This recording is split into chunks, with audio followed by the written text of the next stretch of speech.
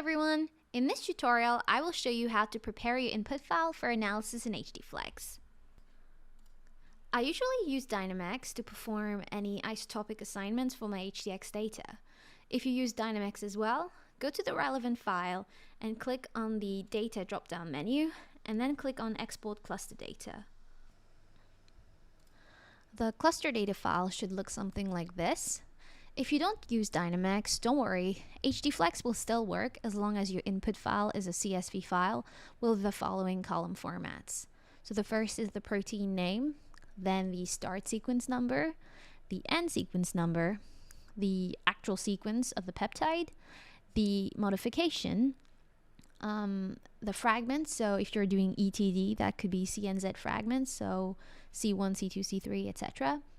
The maximum theoretical uptake, the monoisotopic mass, state, the exposure or labeling time, the file names, the charge, retention time, intensity, and centroid. The modification and retention time columns are not actually used by HDfleX, so if you don't have that data, it's fine, you can just leave the column blank, but it still needs to be present in order to maintain the order of the fields.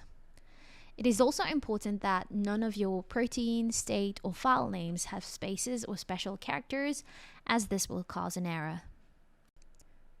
Your HDfleX input file is now ready. In the next video, I will show you how to import data into HDfleX and perform kinetic fitting of your HDXMS data. Thanks for watching, and see you next time!